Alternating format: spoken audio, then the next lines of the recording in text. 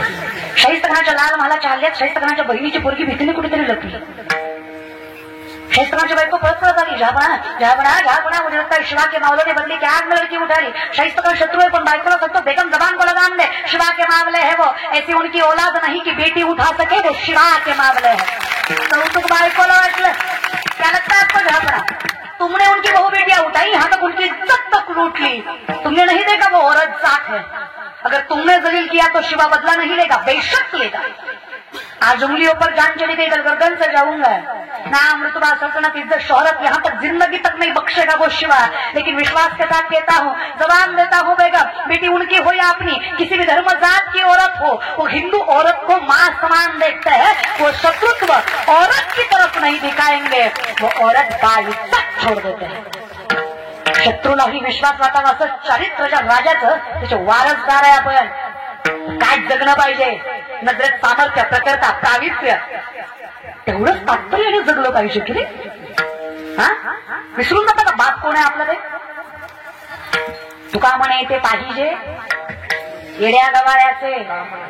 आणि तुम्ही किती परमार्थ गेला ना, किती देव बघितला, पण देवाऐवजी चुकीच्या ठिकाणी नजर गेली ना तर देव तुम्हाला सापडत. आयुष्यभर नारायण नारायण केलंय नारदानी. श्रीवर नारायण नारायण नारायण नारायण हरी नारायण नारायण नारायण नारायण नारायण नारायण नारायण नारायण. आयुष्य एकदा चुकलं. भक्तिसूत्र सांगणारे नारद आहेत. गोमती नदीमध्ये आंघोळीला गेले. सूर्याची कवळी किरण पडली होती. नदी शांत वाहत होती. स्वच्छ पाण्यात त्यांना दिसलं मासोळीच्या मागं मासं लागलं. कलियुगाचा नियमच आहे, मासोळीच्या मागं मासच लागतंय, दुसरं काय लागतंय तेव्हा. कळलं, त्यालाच कळलं. विनोद न कळणं हा सगळ्यात मोठा विनोद आहे. कीर्तन झाल्यावर एक हसत होता, म्हणलं झालो आता का हसतो. ते म्हणला ताई सुरुवातीचा विनोद आता कळला. तरी काय आला तू इडी लोक दादा काय खरे. त्याला विषयाकडे मग काय. नारद म्हणले मासोळीकडे बघून एकटं जगण्यात मजा नाही, सहसंगीने पाहिजे. आणि बायको असणं चुकीचं, बायको करावी काही वाद नाही, बायको असावी. संसार करणं चुकीचं आणि वासनिक संसार करणं चुकीचं आहे. नागांना वाटलं बायको असावी, एकटं जगण्यात मजा नाही. बायको कुणाला नको वाटते, टाळकऱ्यांना वाटतं एवढा 2 तास उभा राहिलो, घरी गेलो पाय दाबाय बायको लागते. गायनाचऱ्यांना वाटतं एवढा गळा काढला, घरी गेलो गळा दाबाय आपलं सोडायला बायको लागते ना, दास काय बायको लागते. पाकवाजांना वाटतं एवढा बदडीला घरी गेला हात दाबाय बायको पाहिजे, बायको नको असं कसं म्हणणार, बायको लागते. आणि असावं काही नाही बघा. तुम्हाला खरं सांगते, हे कलियुग आहे. नीट राहा. एक बायको असावी, सगळीकडे चांगल्या नजरेनं बघावं, तर संसार करून परमार्थ करावा. ते ब्रह्मचर्य राहून खोड्या करण्यापेक्षा बायको करून संसार केलेला लय बरा, लय आयुष्य सुखी जातो महाराज. कशाला लोक मला हे जमत नाही, मला ते जमत नाही, मी हे खात नाही, मी ते खात नाही, मी सगळं जमतं, तुम्हाला फक्त नजरे आड जमतो महाराज. सांगा ना जगाला, अशी येतं अशीच आहे. अधिकारी व्यक्तिमत्व नाही आहेत आम्ही, संत व्हायची लायकी नाही आमची, त्याग करायची पात्रता नाही आमची, सामान्य माणसं आहेत आम्ही. महाराज आहेत ते प्रारब्धाने. उगाच हे दाखवायचं एकूण करायचंय. जसं आहे तसं जगाला सांगा मी अशी आहे बाबा, ऍक्सेप्टेड. विषयाकडे से सॉरी नवरी का बाबा, कशाला मोठेपणा गाजवायचं या विषयाकडे. नारद म्हणले बायको पाहिजे. देवाकडे म्हणले देवा बायको. देव म्हणलं मग कर ना तू, मला काय सांगतो, तू दे. देव म्हणलं मी कुठून देऊ, तुला आहेत ना 16,108 दे मला 2-4 प्रसाद आहे. आणि बऱ्याच लोकांना ही गलतफहमी आहे काय, देवाला 16,108 बायका आम्ही 2-4 करतो. आपणच आपल्या देवाविषयी असं बोलायचं काय. तर का केल्या, कशासाठी केल्या, काय त्याचं कारण, याचा विचार कधी करावा की नाही. 16,100 पोरी कंसाच्या कारावासात आहेत आणि भगवंताकडे याचना केली देवा पोरी येत नाही.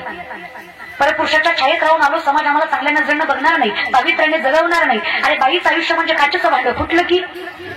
जगता आलं तर स्त्रीने पावित्र्यानं जगावं, नाही तर स्वाभिमानाने मरण पत्करावं, त्याला पतिव्रता स्त्री म्हणावं. अशी बाई आम्ही जगणार आहे. आणि सत्वशील हिंदू धर्मातल्या बायका आम्ही, असं कसं जगावं रे कृष्ण. प्रत्येकाने चुकीच्या नजरेनं बघायचं, नको असं जगणं. भगवंताने सांगावं जिथे तुमची चुकी नाही, तुम्हाला शिक्षा स्वीकारायची गरज. तुम्ही स्वतःच्या मर्जीने चुकीचं लागला असता, शिक्षा मी काय कर्माने दिली असतीच. कर्म देवही बदलू शकत. अदृश्य म्हणून संततानी कर्मानुबंधही मनुष्य लोक. मग आता काय करायचं बाबा, काही नाही बोलू नका ना. काय करायचं म्हणे, तुमची चुकी नसताना मी तुम्हाला शिक्षा द्यावं शक्य नाही ना. आणि तुमची चुकी नसताना तुम्हाला शिक्षा होऊ द्यावं, मग मी देव कसा. भगवंताने सांगावं चूक नाहीये तुमची, काही कारण नाही तुम्हाला शिक्षा भोगायची. विचारलं तुम्हाला कुणी कोण, तुम्ही ओरडून सांगा प्रत्येकाला भगवान श्रीकृष्णाच्या अर्धांगिनी आम्ही. प्रत्येक मुलीला स्वाभिमानानं आणि पावित्र्यानं जगता यावं म्हणून कृष्णानं स्वतःचं नाव लावण्याचा अधिकार दिला. कौतुक वाटतं मला माझ्या धर्माचं आणि माझ्या देवाचं. त्यातल्या एकाही मुलीला माझ्या कृष्णानं साधा स्पर्शही केला नाही. तो परमात्मा आहे माझा. काय विचार करतात? त्यातल्या एकाही मुलीचा देवानी भोग घेतला नाही. भोग भोगोनी ब्रह्मचारी नवल केवडे केवडे नकळे कान्होबाचे कोडे. देव रे तो चुकीचा कसा वागला विचारही करत जाणार. लय अवघड आहे. राधाकृष्णाचं लगीन झालं नव्हतं, त्यांचं प्रेम पवित्र. मग आपल्याला काय होतं? तू इकडे शांद्या तुला साधते आणि कोणाला राधा म्हणताय? तुमच्या नक्की जिला राहायचं वागायचं बोलायचं कळत नाही ती राधा.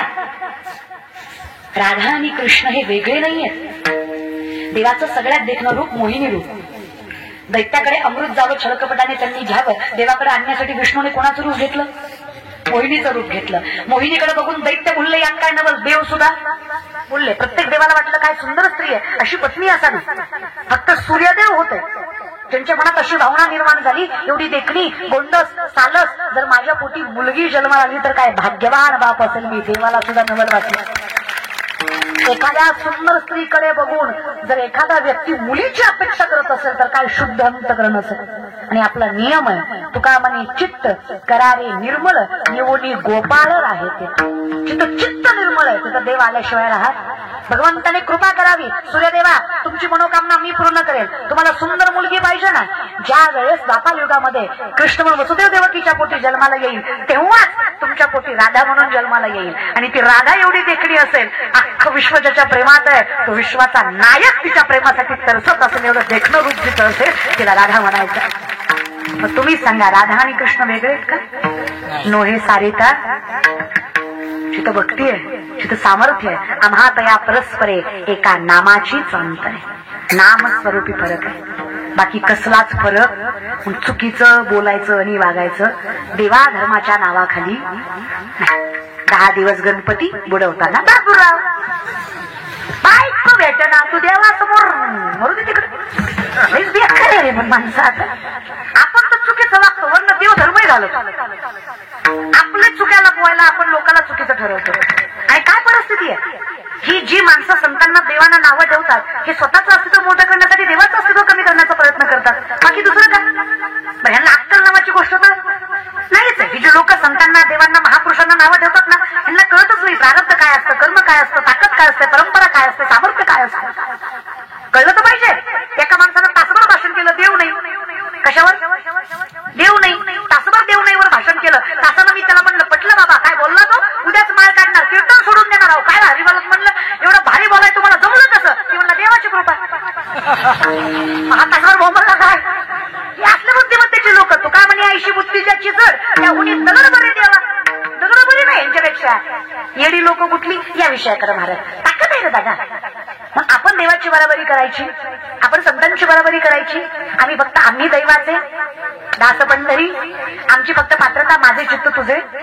एवढं मला करता आलं. कशा लोक कशाच्या बंदिरीत पडायचं. पण राधा आणि कृष्ण वेगळे. आम्ही लय धर्माचं वाटोळं केलं. नवरात्राचे उपवास, दसऱ्या दिवशी बोकड, देवी पोपती म्हणत पोत्यात घरून आणला पाहिजे सांगणारा ना ऐकणारा. काय भामटे म्हणायला असला. देव कधी कोपत नाही आणि कोपतो तो देव नाही. जयाचे आहिक धर नाही तयाची पवित्र पुस्तिक आहे अशी माझ्या माऊलींची स्पष्ट वाच्यता आहे. त्याचं जगणं धन नाही त्याला मोक्ष काय विचारता रे तुम्ही?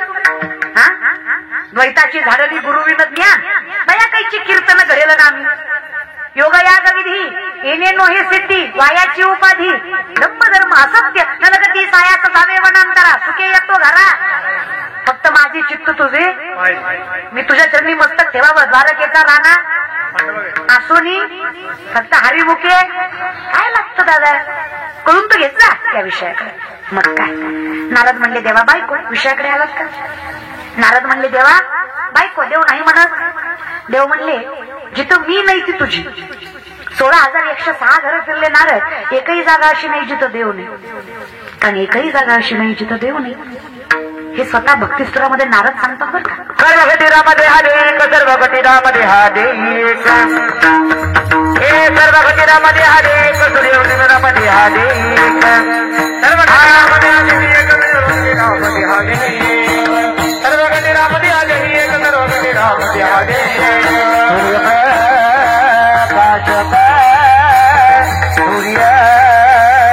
प्रकाशक सूर्यप्रकाशक दशरथीरा हरिमुखे म्हणा हरिमुखे म्हणा हरिमुखे म्हणा हरिमुखे म्हणा हरिमुखे म्हणा हरिमुखे म्हणा हरिमुखे म्हणा हरिमुखे म्हणा हे हरिमुखे म्हणा हरिमुखे म्हणा हरिमुखे म्हणा हरिमुखे म्हणा हरिमुखे म्हणा हरिमुखे म्हणा हरिमुखे